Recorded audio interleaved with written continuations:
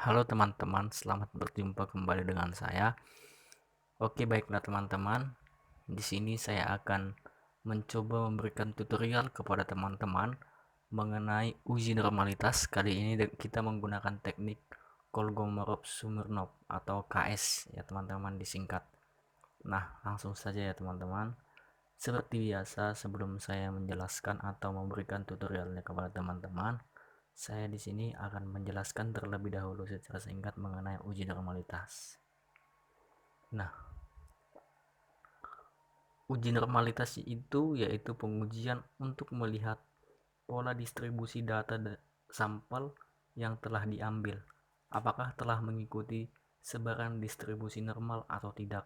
Nah, dengan bahasa sederhananya teman-teman, kita ingin menguji apakah jawaban responden atau jawaban sampel yang kita gunakan dalam kuesioner kita itu sebenarnya normal atau tidak, seperti itu teman-teman. Jadi data yang bagus itu untuk dianalisis sebaiknya datanya itu normal ya teman-teman, agar hasil analisisnya juga jauh lebih baik tingkat kepercayaannya atau tingkat kesalahannya, seperti itu dia teman-teman. Nah, pengertian lain dengan bahasa sederhana, eh, ketika data dikatakan normal, itu artinya bahwasanya sampel yang kita gunakan dalam penelitian kita ini adalah tepat.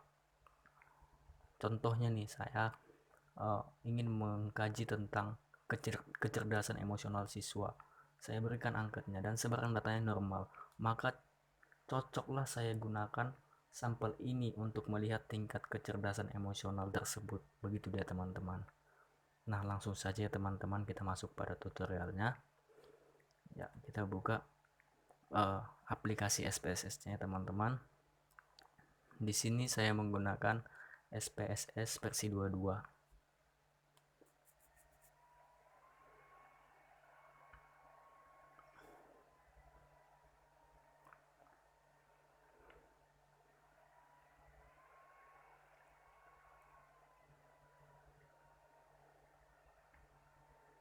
Oke, kita masuk ke menu variable view.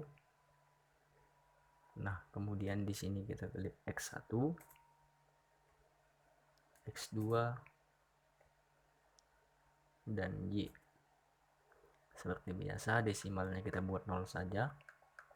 Hal ini bertujuan untuk menghindari perhitungan yang terlalu sulit ya teman-teman. Ini kan 0 di belakang komanya, jadi mendingan kita nggak usah buat 0 di belakang koma agar perhitungannya lebih enak, seperti itu ya teman-teman.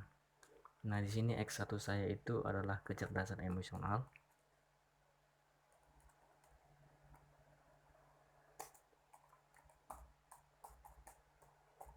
X2 saya minat belajar.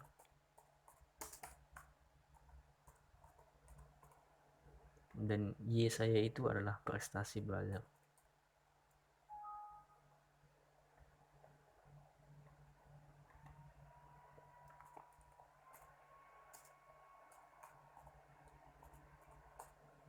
Nah, kemudian setelah itu selesai, kita kembalikan ke data view. Nah, langkah selanjutnya kita tinggal input data ya teman-teman. Di sini telah saya siapkan data saya. Nah, di sini yang saya gunakan itu untuk X1 dan X2 itu adalah rasio, dan yang di sini adalah Y total atau ujian semester mereka, seperti itu yang saya ambil dari sekolah. Nah, mengapa di sini saya gunakan rasio? Sedikit saya jelaskan ya teman-teman. Kenapa rasio? Karena kan data yang saya gunakan ini atau saya ambil menggunakan skala Likert. Jadi kalau skala Likert itu adalah jenis data ordinal. Nah, sedangkan Y saya ini kalau nilai itu kan datanya data rasio teman-teman. Jadi ini kan nanti saya akan menggunakan regresi berganda. Jadi kalau kita meregres suatu data, itu dia harus berbentuk interval atau rasional. Jadi saya konversi dulu ke rasio teman-teman. Nanti cara mengkonversinya bisa teman-teman lihat, maksud saya di uh, video-video saya selanjutnya, seperti itu teman-teman. Nah, langsung saja teman-teman, uh, Saya di sini akan mengcopy X1 saya, data X1 saya yaitu kecerdasan emosional.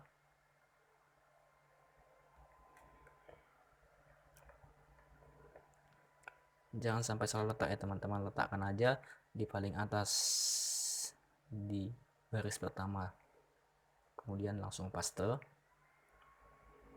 Nah, lanjut data X2, jangan sampai salah mengcopy ya teman-teman.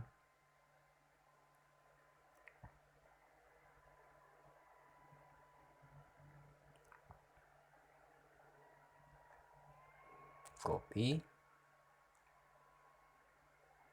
kemudian pastekan di X2, kemudian data untuk Y,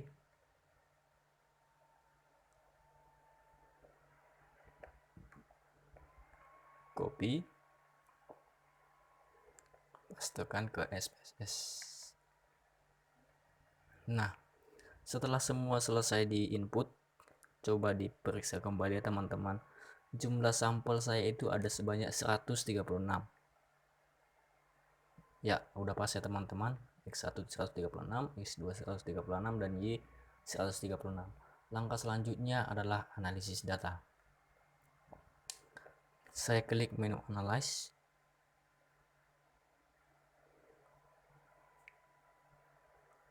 Kemudian saya klik Non-Parametric Test. Kemudian Legacy Dialog. Dan kemudian adalah One Sample KS. Saya klik. Nah, maka akan muncul kotak dialog ya teman-teman. Ini yang kotak yang berada di sebelah kiri saya pindahkan semua ke test variable list. Oke, caranya diblok semua, kemudian diklik tanda panah ini teman-teman. Nah, setelah semuanya selesai, kita hanya tinggal mencentang atau memberikan tanda centang pada kolom normal ini. Jangan lupa dipastikan ya teman-teman. Nah, kemudian kita klik OK. Nah, ini dia teman-teman hasilnya. Kemudian kita copy.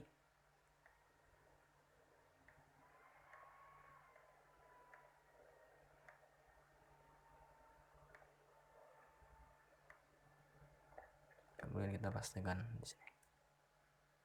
Nah, adapun dasar pengambilan keputusan untuk uji normalitas dengan teknik Kolmogorov-Smirnov ini teman-teman, yaitu kita lihat nilai signifikansi, di mana jika nilai signifikansi lebih besar daripada 0,05, maka data penelitian kita dapat dikatakan berdistribusi normal, dan sebaliknya jika nilai signifikansi lebih kecil dari 0,05, maka data tersebut tidak normal ya teman-teman. Di sini kita lihat nilai signifikansi yang kita lihat itu yang ini ya teman-teman, ini yang paling bawah ini. Nah, kita perhatikan untuk kecerdasan emosional nilai signifikansinya 0,200. Ini kan lebih besar daripada 0,05 ya teman-teman, maka dapat disimpulkan ini data untuk kecerdasan emosional ini normal. Begitu juga minat belajar adalah 0,200, maka dapat disimpulkan normal. Begitu juga prestasi 0,097. Ini masih lebih besar juga ya teman-teman dari 0,05, maka dapat disimpulkan bahwa ketiga data kita berdistribusi secara normal. Oke teman-teman, itulah salah satu teknik untuk uji normalitas dengan cara Kolmogorov-Smirnov. Nah, jika teman-teman melakukan teknik ini namun ada data yang tidak normal, maka teman-teman masih bisa menggunakan satu cara lagi. Nah, kita kembali ke menu SPSS. Kita klik Analyze. Kemudian kita klik Regression. Kita klik Linear. Kemudian kecerdasan emosional dan minat belajar kita masukkan ke kolom independen.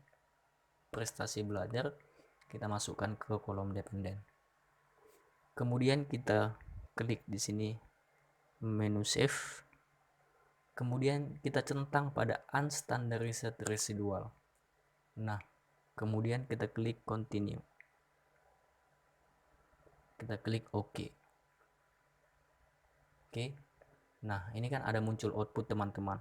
namun bukan ini yang kita gunakan ya. Kita kembalikan. Nah, maka di sini akan muncul satu lagi variabel yaitu res1. Itu unstandarized residualnya ini ya teman-teman. Nah, kemudian langkah selanjutnya kita lakukan seperti awal tadi, analyze, kemudian non-parametric test, kemudian legacy dialog, kemudian one sample KS. Nah, di sini ini tadi kan kita pindahkan nih teman-teman ke kolom sebelah kanan. Nah, sekarang kita kembalikan lagi ke 3 variabel ini. Nah, sekarang yang kita masukkan itu adalah unstandarized residual. Kemudian kita centang pada normal dan kita klik OK. Nah, ini dia teman-teman. Ini dia hasil uji normalitasnya. Jadi ini kita copy.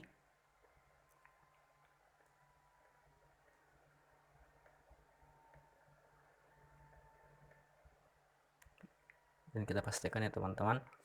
Jadi tadi kita kembali dasar pengambilan keputusannya kan, jika nilai signifikansi lebih besar dari 0,05 maka dapat dikatakan data kita itu berdistribusi normal. Jadi kita lihat di sini nilai signifikansi yaitu unstandarized residualnya adalah sebesar 0,200. Jadi dapat disimpulkan bahwasanya data tersebut berdistribusi secara normal. Dan pada umumnya juga teman-teman, jika teman-teman lihat pada skripsi, one sample KS dengan unstandarized residual inilah yang sering digunakan teman-teman kita dalam penyusunan skripsinya atau penyusunan penelitiannya teman-teman. Mungkin sekianlah uji normalitas dengan teknik Kolmogorov-Smirnov yang dapat saya paparkan. Semoga video ini bermanfaat bagi teman-teman sekalian. Sampai jumpa.